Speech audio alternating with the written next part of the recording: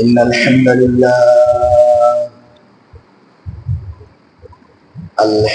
لله نحمده ونستعينه ونستغفره ونؤمن به ونتوكل عليه ونعوذ بالله من شرور أنفسنا ومن سيئات أعمالنا من يهده الله فلا مضل له ومن يضلله فلا هادي له ونشهد أن لا إله إلا الله وحده لا شريك له ونشهد أن سيدنا وسندنا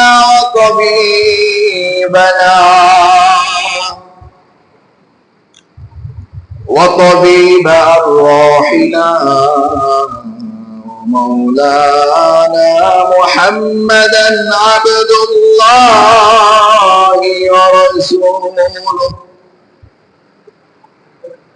أرسله الله بالحق بشيرا ونذيرا وداعيا إلى الله بإذنه وسراجا وقمرا منيرا وبشر المؤمنين بأن لهم فضلا كبيرا ولا تطع الكافرين والمنافقين والفاسقين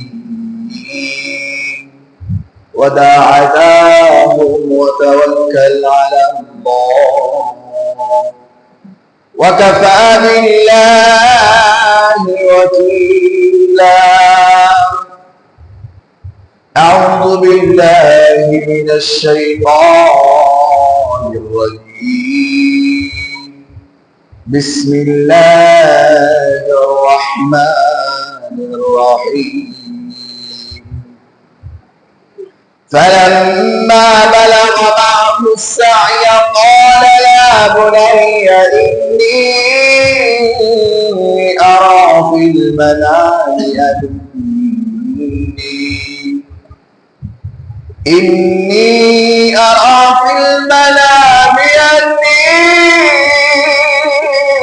أذبحك فانظر ماذا ترى. قال يا أبت افعل ما تؤمر ستجدني إن شاء الله من الصابرين.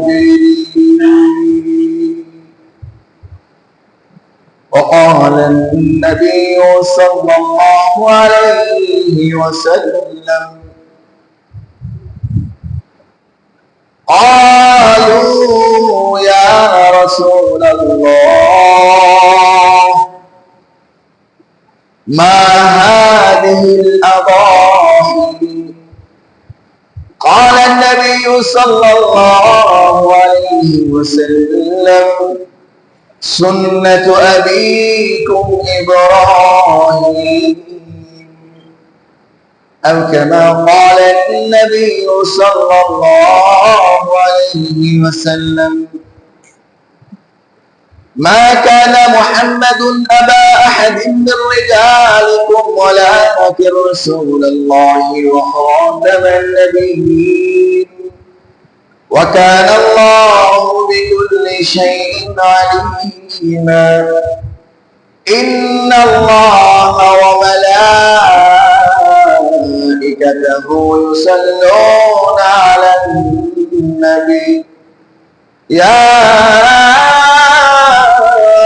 أيها الذين آمنوا صلوا عليه وسلموا تسليما اللهم صل على محمد وعلى آل محمد كما صليت على إبراهيم وعلى آل إبراهيم إنك حميد مجيد اللهم بارك على محمد وعلى آل محمد كما باركت على إبراهيم وعلى آل إبراهيم إنك حميد مجيد بلغ العلا بكماله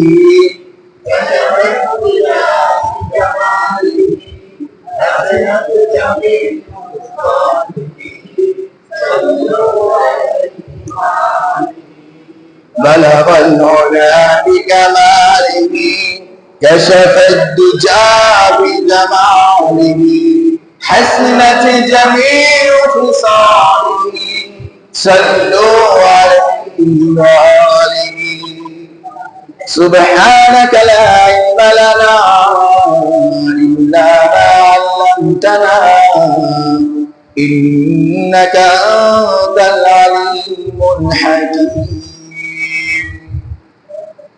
الله أكبر الله أكبر لا إله إلا الله الله أكبر ولله الحمد الله أكبر لا إله إلا الله الله أكبر ولله الحمد الحمد لله مالك الدربار অগণিত অসংখ্য শুকরিয়া জ্ঞাপন করছি যে রব্বুল আলামিন আমাকে আপনাকে ঈদুল আজহার দিনে ঈদের নামাজের উদ্দেশ্য করে ঈদগাহে উপস্থিত হওয়ার তৌফিক এনায়েত করেছেন। এজন্য সেই রব্বে কারিমের দরবারে রব্বুল আলামিনের দরবারে অন্তরে স্থল থেকে মন থেকে অন্তর থেকে একবার কালিমাতুশ শুকরিয়া আদায় করে বলি আলহামদুলিল্লাহ। ঈদুল আযহা আজকে কিসের দিন? ইয়াউমু ঈদিল আযহা, কুরবানির ঈদ, আযহা। আচ্ছা, আপনাদের কাছে যদি আমি প্রশ্ন করি আযহা মানে কি? ঈদ আযহা, আযহা মানে কি? এ দ্বারা কি বুঝো, কি শিখো? আজকের দিনটা আল্লাহ তাআলা আমাকে আপনাকে দিয়েছে, আমাকে আপনার জন্য, আমার আপনার জন্য আনন্দের দিন নির্ধারণ করছে, কিন্তু আজকের দিনের তো একটা শিক্ষা আছে কিনা? আজকের দিন থেকে একটা শিক্ষা নিতে হবে না? আমাদের মালিকের এই হুকুমটা মানার মাধ্যম দিয়ে মালিক কি শিক্ষাতে চান? আমরা কোনোদিন কি হুজুরকে প্রশ্ন বা কাউকে প্রশ্ন করছি যে মা হাদিল আযহি, এই ঈদুল আযহার দ্বারা উদ্দেশ্য কি, শিক্ষা কি, মালিক কি শিখাইতে চান আমাদের? আমরা তো প্রশ্ন করি মাশাআল্লাহ, অনেক প্রশ্ন করি, যে প্রশ্ন আমার জিন্দেগিতে একবার প্রয়োজন নাই এমন প্রশ্ন করে হুজুরকে ঠেকানোর জন্য চেষ্টা করি, কিন্তু জানার উদ্দেশ্যে মানার নিয়তে এমন প্রশ্ন কখনো কাউকে বলি না, করি না, ঠিক না? আমরা করতে ভুল করলেও সাহাবায়ে কিরাম কিন্তু আল্লাহ রাসূলকে প্রশ্ন করতে কি করেন নাই? ভুল করেন নাই। যে কোনো বিষয় আমরা ছুটি টাকার পিছনে, আমরা কিসের পিছনে ছুটি? আমরা টাকার পিছনে ছুটি, কিন্তু সাহাবায়ে কিরাম সওয়াবের পিছনে ছুটতো। বলেন না সুবহানাল্লাহ। সাহাবায়ে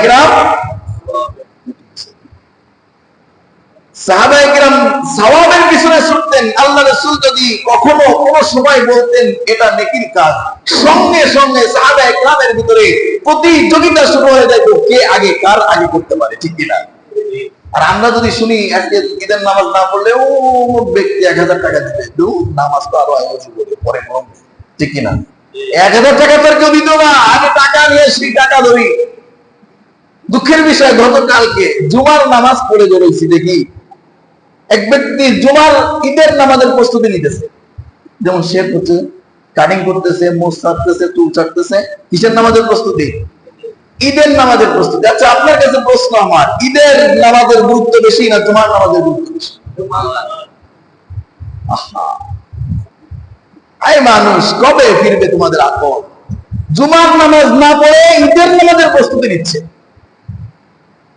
এটাই তো মানুষের পরিচয়, মনুষ্যত্বের পরিচয়। এটাই তো মালিকের গোলামীর পরিচয়, তাই না? ছিনিয়ে দেওয়া না দোস্ত মালিকের সামনে। আল্লাহু আকবার। তা সাহাবায়ে কেরামের ভিতরে এমন জজবা ছিল, সাহাবায়ে কেরাম সর্বদা সব সময় চেষ্টা করত কে কার থেকে বেশি নেকির কাজ করতে পারে। আমরা যেমন যে কে কার থেকে বেশি টাকাওয়ালা হতে পারি, কে কার থেকে ফাঁকি দিয়ে হোক, মিথ্যা বলে হোক, সুদ খায় হোক, হারাম দেয় হোক, ঘুষ খায় হোক, টাকার পার জমাইতে হবে, কে কার থেকে বেশি টাকাওয়ালা হতে পারে, ঠিক কিনা? এই প্রতিযোগিতাটা দুনিয়ার ভিতরে, সারা দুনিয়ার ভিতরে এই প্রতিযোগিতা। কিন্তু আল্লাহ রাসূলের সাহাবায়ে কেরামের ভিতরে ছিল সওয়াবের প্রতিযোগিতা।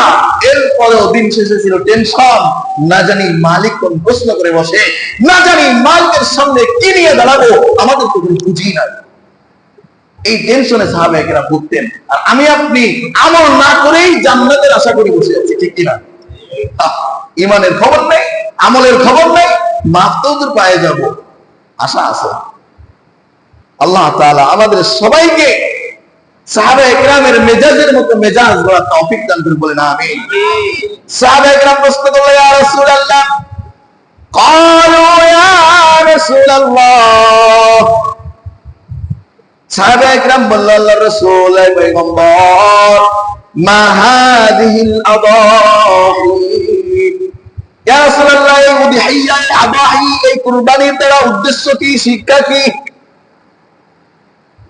আল্লাহ রাসূল সাল্লাল্লাহু আলাইহি ওয়াসাল্লামকে যখন সাহাবায়ে কেরাম প্রশ্ন করলেন, আল্লাহ রাসূল উত্তর দিলেন, ক্বাল, আল্লাহ রাসূল বললেন, সুন্নাতু আবিকুম ইব্রাহিম, এটা তোমাদের পিতা ইব্রাহিম, তোমাদের জাতির পিতা ইব্রাহিম, তোমাদের মুসলিম জাতির পিতা ইব্রাহিমের সুন্নাহ।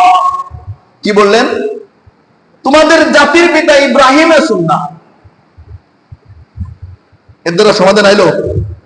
বুঝলাম কিছু, বুঝছি আমরা কিছু বুঝি নাই। উদ্দেশ্য করছে কি? মা হাযিল আদাহি, ইয়া রাসূলুল্লাহ, কুরবানি কি? এর দ্বারা কি শিক্ষা? আমাদেরকে মালিক কি শিখাইতে চায়? আল্লাহ রাসূল উত্তর দিলেন, ক্বালা সুন্নাতু আবিকুম ইব্রাহিম, এটা তোমাদের জাতির পিতা ইব্রাহিমের সুন্নাহ। আসেন এবারে ইব্রাহিম কে আর সুন্নাহটা কি একটু জেনে আসি, না জানলে তো বুঝতে পারবো না। পারবো? ইব্রাহিম কে আর তার সুন্নাহটা কি এটা জানতে হবে, তারপরে মানলে এর থেকে কিছু শিক্ষা আমরা গ্রহণ করতে পারবো। ইব্রাহিম আলাইহিস সালাতু ওয়াস সালাম আল্লাহর একজন পয়গম্বর, যার নাম খলিলুল্লাহ, যার নাম খলিলুল্লাহ, আল্লাহর বন্ধু। এই খলিলুল্লাহর বাসা ছিল সিরিয়ায়। কিসে? সিরিয়া। তার বিবির নাম ছিল, সংক্ষেপে বলতেছি, অনেক লম্বা, কারণ এগুলো না বললে বুঝবেন না। সুন্নাত আবিকুম ইব্রাহিম, ইব্রাহিমের সুন্নাতটা কি একটুখানি না পরিচয় দিলে বুঝবেন না। ইব্রাহিমের বাড়ি ছিল সিরিয়ায়। ইব্রাহিম আলাইহিস সালাতু ওয়াস সালাম, তার বিবির নাম ছিল সায়রা। সায়রা আলাইহিস সালাতু ওয়াস সালাম তাকে নিয়ে মিশরে সে পদার্পণ করলো দাওয়াতের কাজে। কিসের কাজে? দাওয়াতের কাজে। তখনকার মিশরের বাদশাদেরকে বলা হতো ফেরাউন। মিশরের বাচ্চাদেরকে কি বলা হতো? ফেরাউন। আমরা যে ফেরাউনের লাশ দেখি, এটা কিন্তু ফেরাউনের ব্যক্তিগত নাম না, ও মিশরের বাচ্চা ছিল, এই জন্য ফেরাউন বলা হয়। তৎকালীন জামানায় মিশরের যারাই বাচ্চা হতো তাদের সবাইকে কি বলা হতো? ফেরাউন। আমাদের যেমন প্রেসিডেন্ট বলা হয়, প্রধানমন্ত্রী বলা হয়, যে আসুক ক্ষমতায় তাকে কি বলা হয়? প্রধানমন্ত্রী। তৎকালীন জামানায় মিশরের যেই প্রধানমন্ত্রী হতো তার নাম কি ছিল? ফেরাউন। তৎকালীন জামানার ফেরাউন ইব্রাহিম আলাইহিস সালামের স্ত্রী সায়রা আলাইহিস সালামে কে দেখে মুগ্ধ হয়ে গেছে। কারণ ইব্রাহিমের স্ত্রী পৃথিবীর ভিতরে শ্রেষ্ঠ সুন্দরী ছিল, বলেন না সুবহানাল্লাহ। প্রত্যেকটা পয়গম্বরের স্ত্রী আল্লাহ তাআলা দান করেছিলেন।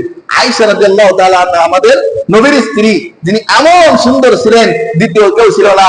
ইউসুফ স্ত্রী জুলেখা, তার স্ত্রী এত সুন্দর ছিল, তৎকালীন জামানায় দ্বিতীয় কোন মেয়ে এত সুন্দর ছিল না। পয়গম্বরদের স্ত্রী এমন সুন্দর দান করেছেন কে? আর শুধু পয়গম্বর না, শুনে আশ্চর্য হবেন। একটা প্রতিবেদনে দেখা গেছে, আপনার প্রতিবেদন করছে খবরের কাগজে, যে দেশে বর্তমান বাংলাদেশের গণনা মতে বাংলাদেশের ভিতরে যত সুন্দরী মেয়ে আছে দুই শ্রেণীর মানুষ বেশি এই সুন্দরী মেয়েদেরকে বিবাহ করে। এর ভিতরে এক নম্বরে হচ্ছে হুজুররা। কারা বলেন না সুবহানাল্লাহ? কারা? দুই নম্বরে সরকারি চাকরিজীবী অথবা সেনাবাহিনী বলে, এটা দুই নম্বরে আনছে। কিন্তু এটাই বাস্তবতা। আল্লাহ তাআলা বলছে আল খাবিতুনা লিল খাবিতাত আত তাইয়িবুনা লিত তাইয়িবাত। খারাপের জন্য আল্লাহ খারাপ বানায় রাখছে, আর ভালোর জন্য ভালো বানায় রাখছে। যাক, ওদিকে আমার আলোচনা না। তো পৃথিবীতে যত পয়গম্বর আসছে সুন্দর স্ত্রী দান করছেন কে? আল্লাহ। ইব্রাহিমের স্ত্রীকে দেখেন, তৎকালীন জামানার মিশরের ফিরাউন মুগ্ধ হয়ে তাকে বিবাহের প্রস্তাব দিছে, খারাপ প্রস্তাব দিছে, খারাপ মন্তব্য করছে। যখনই খারাপ মন্তব্য করছে ইব্রাহিমের স্ত্রী আল্লাহর কাছে হাত দিয়ে উঠে বলে, আল্লাহ আই মালিক, মিশরের বাদশা ফিরাউন আমার দিকে তাকায়া মন্তব্য করেছে, আল্লাহ তুমি মালিকের কাছে বিচার দিলাম, তুমি এটার ফয়সালা করে দাও। আপনাকে আগে একদিন আমি শিখাইছি, যদি কোনো ব্যক্তি কার দরবারে বিচার দেয়, কার দরবারে বিচার দেয়? আল্লাহর দরবারে যদি বিচার দেয়, আর সেই বিচার যদি আল্লাহ করে, বিচারটা কত ভয়ানক হতে পারে, বিচারটা কত সাংঘাতিক হতে পারে জানেন দোস্ত আপনারা? সঙ্গে সঙ্গে দোয়া করতে দেরি, কবুল হইতে দেরি। কবুল হইতে দেরি হয় নাই, কারণ ইব্রাহিমের ওই পরিমাণ শক্তি নাই ফিরাউনের বিরুদ্ধে যুদ্ধ করবে। সঙ্গে সঙ্গে আল্লাহর দরবার থেকে ফয়সালা চলে আসছে। ওই ফিরাউন, তৎকালীন জামানার ফিরাউনের মসনদ ধরে ভূমিকম্প শুরু হয়ে গেছে। বলেন না আল্লাহু আকবার। ফিরাউনের মসনদ ধরে কম্পন শুরু হয়ে গেছে। ফিরাউন বুঝতে পারছে আমি ইব্রাহিমের স্ত্রীকে কুমন্তব্য করেছি, তাকে কুপ্রস্তাব করেছি, দেখা আল্লাহর পক্ষ থেকে গজব নাযিল হয়ে গেছে। সঙ্গে সঙ্গে তওবা করছে, কারণ তারা বুঝতেন যে কোনটা গজব আর কোনটা রহমত। আমাকে তো মোহর পড়ে গেছে অন্তরে, কোনটা গজব আর কোনটা রহমত এটাও আমরা চিনি না, ঠিক কিনা? ফিরাউন সঙ্গে সঙ্গে তওবা করছে, মালিক ভুল করে ফেলেছি, আল্লাহ তুমি আমাকে মাফ করে দাও, ক্ষমা করে দাও। শুধু ভুল চাইছে, ক্ষমা চাইছে, আর মুদ্রা না, বরং ওই বাদশার ওই ফিরাউনের একজন সুন্দরী মেয়ে ছিল। কে ছিল? নাম হাজেরা আলাইহিস সালাতু ওয়াস সালাম। নিজে তো মাপ চাইছে মন্তব্য করার জন্য, সঙ্গে সঙ্গে ইব্রাহিম আলাইহিস সালাতু ওয়াস সালামকে ডেকে বলে, ইব্রাহিম আমার এই সুন্দরী মেয়েকে আজ থেকে তোমার দাসী বানায়া দিলাম। কুমন্তব্য করছে, সঙ্গে সঙ্গে মালিকের কাছে ফয়সালা দোয়া। মালিক বিচার শুরু করছেন, তওবা করে শুধু খেলতে নয়, নিজের সুন্দরী একটাই মেয়ে কি বানায় দিছে? ইব্রাহিমের দাসী বানায় দিছে। যখন দাসী বানায় দিছে, হাজেরা আলাইহিস সালাতু ওয়াস সালাম অনেক সুন্দরী, রূপসী, গুণবতী ছিল। কারণ জানেন বাদশাদের মেয়ে কত সুন্দরী হইতে পারে। বাদশারা তো দানায় বানায় কোনো মেয়ে বিয়ে করে না, ঠিক কিনা? বাদশার মেয়ে কত সুন্দরী, গুণবতী, রূপবতী ছিল। সায়রা আলাইহিস সালাতু ওয়াস সালাম প্রথম স্ত্রী, তিনি চিন্তা করলেন আমার তো কোনো সন্তান হয় না, আমার তো কোনো সন্তান হয় না। ফিরাউনের মেয়েকে তখন, হাজেরা আলাইহিস সালাতু ওয়াস সালামের মেয়েকে যখন আমার স্বামী খলিলুল্লাহর দাসী বানায় দিল, তখন তার সঙ্গে যদি বিবাহ দিয়ে দিতে পারি, হয়তো বা আল্লাহ চাহে তো দ্বিতীয় ঘরে আল্লাহ তাআলা সন্তান দিতে পারে, ঠিক কিনা? এজন্য অনেক মেয়ের কি হয়, সন্তান হয় না, ছেড়ে দিবেন না। এটা ইব্রাহিম থেকে একটা শিক্ষা। মেয়েদের যদি সন্তান না হয় ছেড়ে দিবেন না, খবরদার। আপনি যদি দ্বিতীয় বিয়ে করেন, তবু প্রথম স্ত্রীকে আপনি রাখবেন। সন্তান হয় না বলে অনেক সংসার ভেঙে যায়, ঠিক কিনা? সায়রা আলাইহিস সালাতু ওয়াস সালাম এই চিন্তা করে ইব্রাহিমকে প্রস্তাব দিলেন, খলিলুল্লাহ আপনি চাইলে হাজেরা এই মেয়েটাকে বিবাহ করে নিতে পারেন, দাসী না বানায়া। যে কথা সেই কাজ, সঙ্গে সঙ্গে বিবাহ হয়ে গেল। এবং বিবাহ সঙ্গে সঙ্গে বছর খানিকের মাথায় আল্লাহ তাআলা সন্তান দান করলেন। বলেন না সুবহানাল্লাহ। কি দান করলেন? এই সন্তানের নাম ইসমাঈল। এই সন্তানের নাম কি? এই সন্তানের নাম কি? ইসমাঈল আলাইহিস সালাতু ওয়াস সালাম। দেখেন সুন্নাত আবিকুম ইব্রাহিম বুঝতে হবে এখান থেকে বোঝেন। যখন হাজরা আলাইহিস সালাতু ওয়াস সালামের গর্ভে সন্তান আসলো, ভূমিষ্ঠ হইল, দুগ্ধদানকারী সন্তান, কোলের সন্তান, মাত্র কয়েকদিন বয়স, আল্লাহ তাআলার পক্ষ থেকে চলে আসছে, হুকুম চলে আসছে, ইব্রাহিম তুমি তোমার স্ত্রীকে সন্তান সহ বনবাসে পাঠায় দাও। কোথায় পাঠায় দিব? লম্বা ঘটনা, সংক্ষেপে বলতেছি, আমাদের যে শিক্ষাটা এটা শিখতে হবে। আজ আজকের আযহিয়া, আজকের কুরবানি থেকে কি শিক্ষা? সুন্নাত আবিকুম ইব্রাহিম, এই ইব্রাহিমের সুন্নাতটা কি? আল্লাহ তাআলার পক্ষ থেকে হুকুম আসছে, ইব্রাহিম যাও যাও, তোমার এই সন্তান আর শিশু, তোমার শিশু সন্তানকে আর তোমার এই সুন্দরী স্ত্রীকে বনবাসে পাঠায়া দাও। জিব্রাইলকে পাঠায়া দিল, যাও আমার দোস্তকে নিয়ে, তার স্ত্রী এবং সন্তানকে নিয়ে বনবাস কোথায় করবে দেখায় দিয়ে আসো। চলে গেছে মক্কায়, যাইতে যাইতে দেখে বিশাল একটা বাগান, ফুল ফলে ভরা। ইব্রাহিম খলিলুল্লাহ জিজ্ঞেস করে, ভাই জিব্রাইল, এটা কি আমাদের বনবাসের জায়গা? কয় না না না, এটা না, চলতে থাকো চলতে থাকো। যাইতে যাইতে আবার সামনে মরুভূমি, আবার দেয় কিছু বাগান, বলে এটা, বলে না এটাও না। আবার চলতে থাকে, চলতে চলতে চলতে চলতে সাফা মারওয়া নামক বর্তমান যে হজের স্থানটা, যেখানে সাই করতে হয়, সাফা মারওয়ায় উঠতে হয়, এই দুই পাহাড়ের মাঝখানে এমন একটা জায়গা, কোনো পানি নাই, কোনো গাছ নাই, কোনো ছায়া নাই, কোনো ফল নাই, কোনো ফুল নেই, কোনো মানুষের বসবাসও নাই, এমন একটা জায়গায় যে জিব্রাইল বলে, পয়গম্বর, এই পয়গম্বর ইব্রাহিম, মালিকের পক্ষ থেকে অর্ডার, এখানে আপনাদের বনবাস। ইব্রাহিম সদরে গ্রহণ করছে, আমিন আলহামদুলিল্লাহ। এরপরে হুকুম আসছে, ইব্রাহিম না না, তুমি থাকতে পারবা না, শুধু তোমার স্ত্রী আর সন্তান থাকবে। আচ্ছা বলেন তো, আপনার কাছে আমার প্রশ্ন, আপনার সন্তান সবেমাত্র ভূমিষ্ঠ হয়েছে, ইব্রাহিমের যখন সন্তান হয়েছে, ইব্রাহিমের বয়স 80 বছর। কত কত? অনেক অপেক্ষা তিতিক্ষার পর যদি 20-30 বছর পরেও যদি সন্তান হয়, সন্তানটা কত আদরের হয়, কত আদরের হয় দোস্ত। মাথার মুকুট বানায় রাখতে চাই বাবা, ঠিক কিনা? সন্তানের একটা মুখের আচরও দিতে চায় না সারা জীবনে, ফুলের টুকাও দিতে চায় না। অনেক তপস্যার ফল আমার, বলে না মানুষ। 80 বছর বয়সে যখন ইব্রাহিমের সন্তান, আল্লাহ বললেন, তোমার এই সন্তান আর স্ত্রীকে এখানে রেখে তোমার চলে যাইতে হবে ওই সিরিয়ার পথে দাওয়াতের কাজের জন্য। তোমার স্ত্রী আর সন্তান এখানে একা একা থাকতে হবে। পরীক্ষা কার? কার পরীক্ষা? অদস্ত একটুখানি অসুস্থ হইলেই তো আমরা আল্লাহকে গালি দিতে দ্বিধাবোধ করি না, একটু ব্যবসায় রস্ত হইলে আল্লাহকে দ্বিধাবোধ করি না গালি দিতে। ইব্রাহিমকে কি পরীক্ষা নিয়েছে দেখেন। সুন্নাত আবিকুম ইব্রাহিম, এমনি কয় নাই, শেখেন। যখন এই কথা বলছে, ইব্রাহিম আলাইহিস সালামের কাছে কিছু খেজুর আর অল্প কিছু পানি ছিল। তখন হাজরা আলাইহিস সালামকে বললেন, স্ত্রী, আল্লাহর পক্ষ থেকে অর্ডার আসছে, তোমাকে এখানে রেখে আমার চলে যাইতে হবে এখনই। স্ত্রী ডাকতে বলে, পয়গম্বর আপনি এটা কি বলেন? আমি একমাত্র নারী, কেউ এখানে কোনো জনমানবহীন, কোনো মানুষ নাই, কোনো সঙ্গী নাই, আত্মীয় স্বজন পাড়া প্রতিবেশী কেউ নেই। আমার এই ছোট্ট দুধের শিশু নিয়ে কিভাবে আমি থাকবো? আসবেন কবে? কয় কোনো সময় নির্দিষ্ট নাই, মালিকের অর্ডার যত সময় না আসবে তত সময় আমি তোমার কাছে আসতে পারবো না। তখন ইব্রাহিম আলাইহিস সালাম ওই কিছু খেজুর আর পানি দিয়ে চলে গেল।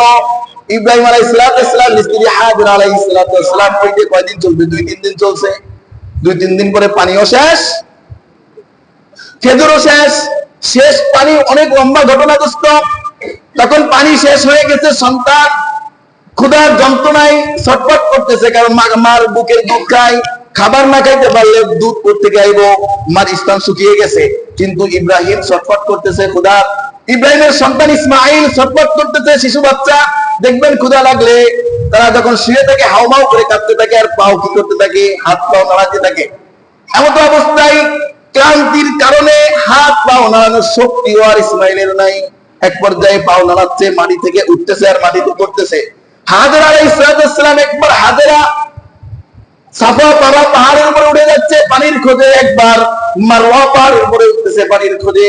জানে সে কোথাও পানি নাই, তবুও চেষ্টা করতেছে, তবুও খুঁজতেছে। আর একবার দৌড়ে আসতেছে, সন্তান বেঁচে আছে নাকি মরে গেছে। কি কঠিন পরীক্ষা চলতেছে দোস্ত। এমন তো অবস্থায় একবার সাফায় ওঠে, একবার মারওয়ায় ওঠে, এভাবে দৌড়দৌড়ি করে। আল্লাহর কাছে এই জিনিসটা খুব পছন্দ হয়ে গেছে। এই জন্য কিয়ামত পর্যন্ত যারা হজে যাবে, হাজিরা সাফা মারওয়ায় দৌড়ানো ছাড়া হজ কবুল হইতো না, ঠিক কিনা? হজ কবুল হইতো না। এক পর্যায়ে আল্লাহ তাআলার কাছে 2 হাত পেতে হাজরা দোয়া করে, আল্লাহ, যদি এই পানির তৃষ্ণায় তোমার বান্দা আমার সন্তান ইসমাইল দুনিয়া থেকে বিদায় নেয়, তোমার কোনো দয়ার আমার প্রয়োজন নাই, পানির প্রয়োজন নাই, আর জিন্দেগিতে আমার পানি পান করার প্রয়োজন নেই। যখন এই কথা বলছে, আল্লাহ তাআলা ডাক দিয়ে বলে, জিবরাইল যা, আমার পরবর্তী পয়গম্বর ইসমাঈল কষ্ট করতেছে। বলে আল্লাহ কি করতাম? বলে ও যে দাপাদাপি করতেছে, পাও নাড়াচাড়া নড়চড় করতেছে, ওই বরাবর দেখ যেখানে পা লাগতেছে মাটির ভিতরে, ওখানে একটু নিচু হয়ে গেছে, ওই নিচু থেকে তুই একটা পানির নহর বের করে দে। এই পানির নহরটা বর্তমান জমজম। এই পানির নহরটা কি শুধু সাধারণ এই পানি এখান থেকে বের করছে এতটুকুই না, বরং আপনি দেখবেন আরব বিশ্বে এখনো পর্যন্ত, মক্কায় দ্বিতীয় কোন জায়গা থেকে এখনো পর্যন্ত পানি বের করতে পারে না। এই জমজম কূপ ব্যতীত মক্কা নগরীতে কোথাও থেকে এখনো পর্যন্ত কোন মেশিন, কোন আত্মধনিক যন্ত্র এখনো পর্যন্ত পানি বের করতে পারেন নাই। আল্লাহ ওই কূপ নহর প্রবাহিত করে দিয়েছেন। সঙ্গে সঙ্গে হাজরা আলাইহিস সালাম শুকরিয়া জ্ঞাপন করে সব পুটলা ভরা শুরু করছে পানি, আর বলতেছে যে এই পানি কখন থেমে যাবে। আরবিতে বলে জমজম, জমজম মানে থেমে যাও, থেমে যাও, আর লাগবে না। এই জন্য ওই কূপের নাম আল্লাহ তাআলা দিয়ে দিয়েছে জমজম কূপ। বলেন না সুবহানাল্লাহ। জমজম করতে গিয়ে আসছে ওখান থেকে, জমজম মানে থামো। এই ইসমাইলকে যখন এখানে রেখে গেল, ইসমাইল এভাবে আস্তে আস্তে পানির যখন ওখানে ব্যবস্থা হয়ে গেল, জনপদ যখন দেখে যে এখানে তো পানির ব্যবস্থা আছে, মক্কা নগরীতে দ্বিতীয় কোথাও পানি নেই, তখন ওখানে আস্তে আস্তে বসত বাড়ি কি হয়ে গেল, শুরু হয়ে গেল, মানুষ বসবাস করা শুরু করে দিল। যখন ওই ইব্রাহিম একটু উপনীত বয়সে উপনীত হয়েছে, আল্লাহ তাআলা কোরআনে সূরা সাফফাতের ভিতরে বলা শুরু করেছেন এই ঘটনা এনে, ফালাম্মা বালাগা মাহুস সায়া ক্বালা ইয়া বুনাইয়া, আল্লাহ তাআলা ডাক দিয়ে বলে, ইব্রাহিম যা যা, ইব্রাহিম যা, তোর সন্তানের কাছে যা। সেই ছোট্টবেলায় দুগ্ধ পানকারী শিশু রেখে গেছে, এখন 10 থেকে 12 বছর বয়স। যখন বাবার সাথে হাঁটতে শিখছে, বাবার সাথে সন্তান যখন হাঁটে, বাবার আনন্দ লাগে না, মজা লাগে না? কিন্তু ইসমাইল ছোটবেলা থেকে বাবাকে দেখে নাই 10-11 বছর বয়স, শুধু দেখে মা ঘরের ভিতরে একটা জুব্বা ঝুলানো আছে, এই জুব্বাকে জড়ায় ধরে কান্না করে, মাঝে মাঝে জুব্বার ঘ্রাণ নেয়, মাঝে মাঝে জুব্বাটাকে জড়ায় ধরে আবেগ প্রমাণ করে, অনেক ভালোবাসা, সম্প্রীতি, আবেগময় সম্পর্ক করার চেষ্টা করে। সন্তান হয় ইসমাইল জিজ্ঞেস করে, মা গো এই জামাটা কার জামা? যার জামা ধরে তুমি কান্না গো, যার জামা থেকে তোমাকে ঘ্রাণ নিতে দেখি, যার জামার ভিতরে তোমাকে চুম্বন করতে দেখি রে মা, এই জামাটা কার জামা আমাকে কি বলা যাবে না? ইব্রাহিমের স্ত্রী হাজরা আলাইহিস সালাম ডাকতে বলে, সন্তান এটা সাধারণ কোন মানুষের জামা না, এটা খলিলুল্লাহর জামা, যাকে আগুনে পোড়ায় না। কার জামা? এটা খলিলুল্লাহর জামা, যাকে আগুনে পোড়ায় না। এটা ওই ব্যক্তির জামা যার দিকে তাকায় এত কষ্ট সাধ্য গ্রহণ করলাম, ছোটবেলা থেকে যাকে ত্যাগ করছি, তুই ছোট থাকতে থেকে এই পর্যন্ত, যার ওরসে তোর জন্ম, এই ব্যক্তি কেউ না, আর কেউ না, তোর একমাত্র পিতা ইব্রাহিম। হঠাৎ একদিন যখন আল্লাহর হুকুম আসছে, ইব্রাহিম এসে দেখে সাফা মারওয়ার ভিতরে অনেক জনপদের ব্যবস্থা হয়ে গেছে, মানুষের বসবাস। ওখানে এসে পাড়া প্রতিবেশীকে জিজ্ঞেস করতেছে, এখানে ইসমাইলের ঘর কোনটা, তোমরা কি জানো নি? সবাই দেখাই দেয় ও যে ইসমাইলের ঘর, কারণ সবাই তাকে চেনে, সর্বপ্রথম বাসিন্দা তারা। ইসমাইলকে দেখাই দেয় এই যে ইসমাইলের ঘর। বাড়ির সামনে এসে দরজায় নক করে ডাক দেয়, ইসমাইল বাড়ি আসস নি ইসমাইল? ইব্রাহিম খলিলুল্লাহ যখন এভাবে ডাক শুরু করেছে, দোস্ত দরজা খুলে ইসমাইল তাকায়া দেখে এ তো ওই জামার মতো এক জামাওয়ালা দেখা যায়, যে জামার সঙ্গে আমার মায়ের ভালোবাসা দেখছি। এ তো ওই জুব্বাওয়ালা দেখা যায়, যেমন একটা জুব্বা আমার মাকে চুম্বন করতে দেখছি, যে জুব্বাকে জড়ায়া ধরে আমার মাকে কাঁদতে দেখছি। আমার মা বলছে এটা খলিলুল্লাহ তোর পিতার জুব্বা। সেম জুব্বা পরা তো আরেকটা মানুষ আছে, আরেকটা মানুষ এসে দাঁড়াইছে, নিশ্চয় এটা আর কেউ না, আর কেউ না, আমার সেই স্নেহের, আমার সেই সম্মানিত পিতা ইব্রাহিম খলিলুল্লাহ। যখন ডাক দিছে, আব্বা আপনি কি ইব্রাহিম? বলে হ্যাঁ আমি ইব্রাহিম। বলে আমি আপনার সন্তান ইসমাইল। যায় জড়ায়া ধরছে, অদস্ত জড়ায়া ধরছে। এত যাবত 10-12 বছর যে সন্তানকে দেখে না, 10-12 বছর পরে সন্তানের সাথে দেখা, কতটা আবেগপূর্ণ, কতটা মহব্বত, কতটা উদয় হৃদয়ের। আবেগ ঢেলে পড়তেছে সন্তানের জন্য, কিন্তু না না, আল্লাহর পরীক্ষা শুরু, এই যে উদ্হিয়ার শিক্ষা শুরু। আল্লাহ তাআলা ডাক দিয়ে বলে, এ ইব্রাহিম,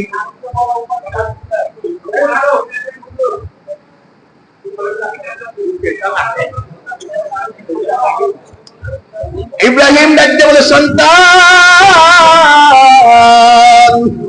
দোস্ত খেয়াল করেন, ইন্নী রাআইতু ফিল মানামি আন্নী আযবাহুকা ফানজুর মাযা তারা। স্ত্রী হাজরাকে বলো, ইব্রাহিম ডাকতে বলো, স্ত্রী গো, তুমি তোমার সন্তানকে সাজায় দাও, বেড়াইতে নিয়ে যাইবো। স্ত্রী ভাবছে বাবা এতদিন পরে আসছে, সন্তানকে নিয়ে ঘুরতে যাবে। স্ত্রী সুন্দর রূপে সাজায় দিছে ইব্রাহিম ইসমাইলকে সঙ্গে নিয়ে যাইতেছে। আব্বা কই যান? বেড়াইতে যাই। রাস্তায় কিছু দূর যাওয়ার পরে বলতেছে, সন্তান, ইন্নী রাআইতু ফিল মানাম, নিশ্চয় আমি স্বপ্নে দেখছি, আন্নী, আমি, আযবাহুকা, তোমাকে জবাই করতেছি, জবাই করব।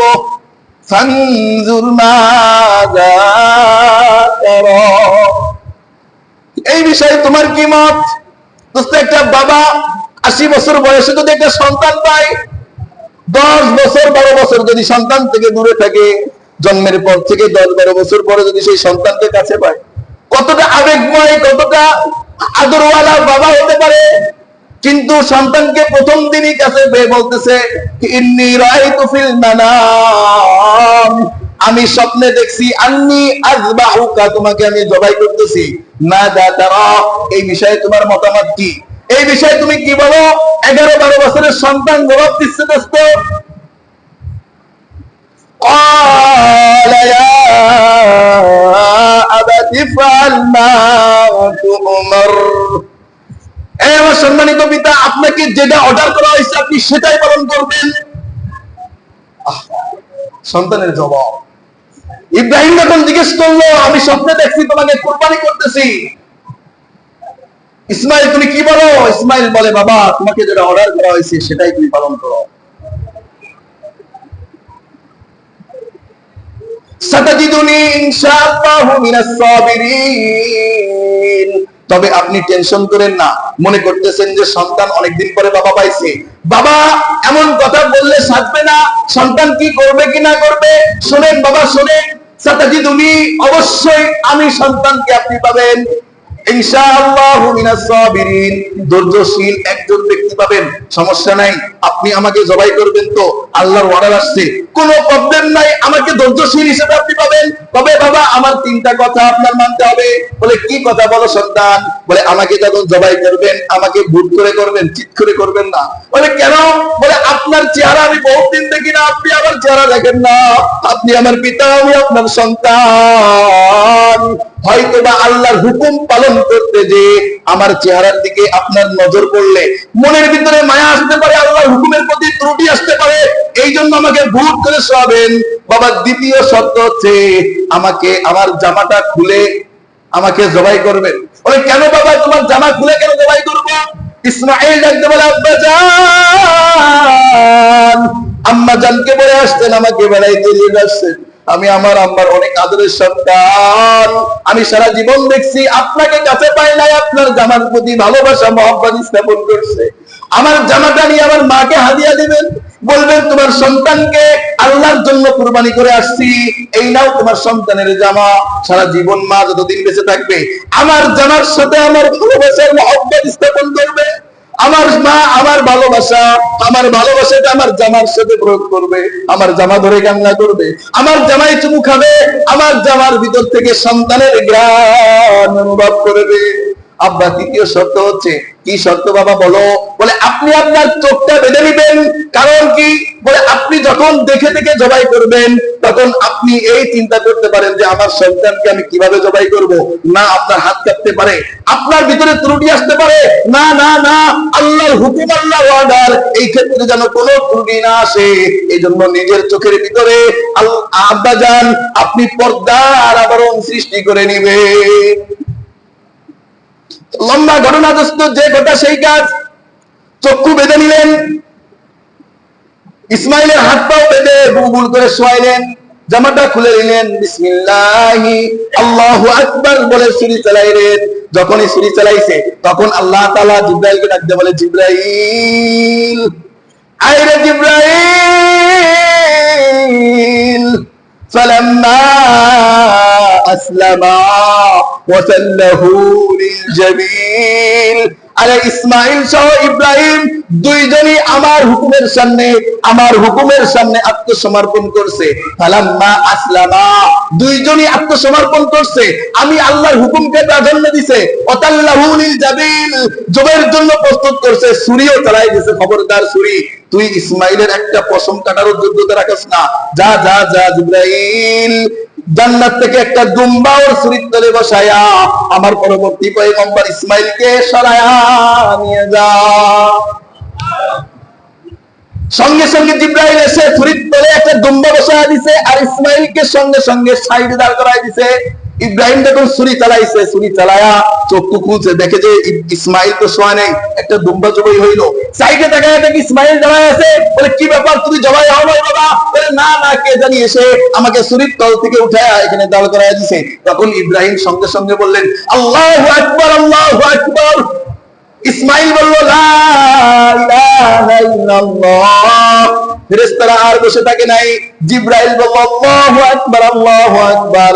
দুনিয়ার সমস্ত, আসমানের সমস্ত ফেরেশতারা বলল, ওয়ালিল্লাহিল হামদ। আমরা সবাই একবার বলি, আল্লাহু আকবার, আল্লাহু আকবার, লা ইলাহা ইল্লাল্লাহ, আল্লাহু আকবার, আল্লাহু আকবার, ওয়ালিল্লাহিল হামদ। আল্লাহ তাআলার কাছে এই তাকবীরটা অনেক বেশি পছন্দ হয়ে গেল। ইব্রাহিম বলল, আল্লাহু আকবার, আল্লাহু আকবার। ইসমাইল বলল, লা ইলাহা ইল্লাল্লাহ, আল্লাহ সবচেয়ে বড়, আল্লাহ ছাড়া কোনো মাবুদ নাই, আল্লাহ একমাত্র রহমান, আল্লাহ একমাত্র রহিম, আল্লাহ একমাত্র গফফার। ফেরেশতা জিবরাইল বলল, আল্লাহু আকবার, আল্লাহু আকবার। অবশ্যই আল্লাহ বড়, আল্লাহ সবথেকে ক্ষমতাওয়ালা। সমস্ত ফেরেশতারা চুপ থাকতে পারলো না। ওয়ালিল্লাহিল হামদ, সকল প্রশংসা কার জন্য? অথচ যখন এই ঘটনা ঘটে গেল তখন আল্লাহ ডাক দিয়ে বললেন, ফালাম্মা আসলামা ওয়া তাল্লাহু লিল জাবিন। আরে ইব্রাহিম, আমি তো তোর থেকে এটাই চাইছি, তোর সন্তানকে তো চাই নাই। আমি দেখছি, আমি তোকে পরীক্ষা করছি যে আমার হুকুমের সামনে তোর মহব্বতের সন্তান বড় নাকি আমার হুকুম বড়। আমি শুধু এটাই চাইছি। এজন্য আল্লাহ বলতেছে, ফালাম্মা আসলামা,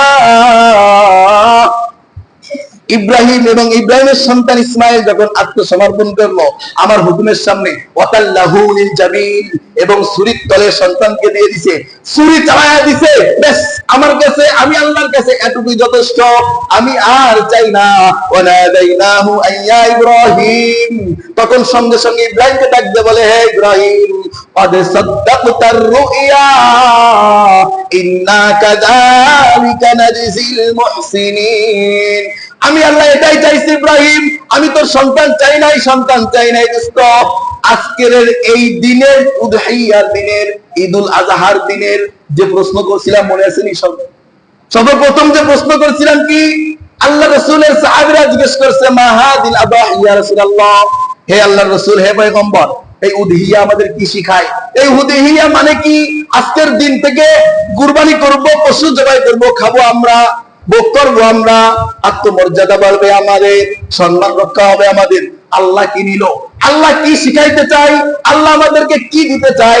তখন আল্লাহ রাসূল বলছিলেন, সুন্নাতু আবিকুম ইব্রাহিম, এটা আর কিছু না, তোমার পিতা, তোমাদের পিতা ইব্রাহিমের সুন্নাহ। আর ইব্রাহিমের সুন্নাহ কি? আল্লাহর হুকুমের সামনে অকতরে, নির্দ্বিধায়, নিঃসংকোচে নিজের সব কিছুকে বিলীন করে দেওয়াটাই হচ্ছে ইব্রাহিমের সুন্নাহ। আজকে দিনের শিক্ষা কি? আল্লাহর হুকুমের সামনে নিজেকে বিলীন করে দেওয়া, অর্থ বিলীন করে দেওয়া, আমার বুককে বিলীন করে দেওয়া। আজকের দিনের শিক্ষা এটাই দোস্ত। এই জন্য আজকের দিন থেকে এটা শিখবো। যদি এটা আমি আপনি শিখতে পারি, মালিকের হুকুমের সামনে নিজেকে অততরে বিলীন করে দিতে পারি, তাহলে ইনশাআল্লাহ আমাদের কাছে আর কোনো কাজ কঠিন লাগবে না, কোনো কাজকে আর বড় মনে হবে না। ইনশাআল্লাহ আল্লাহর সামনে সবকিছুকে আমরা অততরে কি করে দিতে পারবো? একবারেই বিলীন করে দিতে পারবো। আল্লাহ চাহে তো আমাদের সবার থেকে এই শিক্ষাটা গ্রহণ করে পরিপূর্ণ মুসলমান মুমিন হওয়ার তৌফিক দান করেন, বলেন আমিন। অথচ আমার আপনার কাছে ইসলামটা কেমন হয়েছে জানেন? আল্লাহর হুকুমটা কেমন জানেন?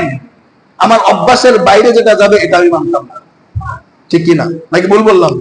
আমার অভ্যাসের বাইরে যেটা যাবে এটা আমি মানতাম না। ব্যাংকে টাকা রাখছি, ব্যাংকলা সুদ দিবে।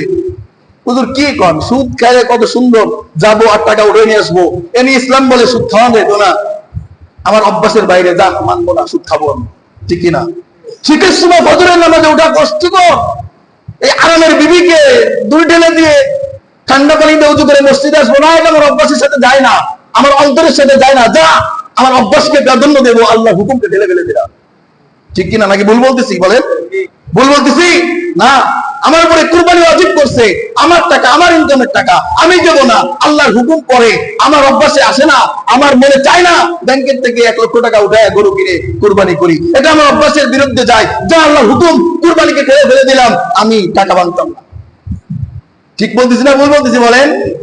এমন অভ্যাস আমাদের, অভ্যাসের বাইরে যেটা যাবে এটা আমরা গ্রহণ করতাম না। অথচ ইব্রাহিম কি করলো? আদরের সন্তান 12 বছর 10 বছর দেখে না, এই সন্তানকে জবাই দিতে বলছে, অকাতরে বিলীন করে দিলেন। আল্লাহ তাআলা 80 বছর পরে বাচ্চা দিলেন, দুগ্ধপানকারী বাচ্চা বনবাসে পাঠিয়ে দিতে বললেন, জনমানবহীন একবার মরুভূমিতে বনবাসের জন্য পাঠাইতে বললেন।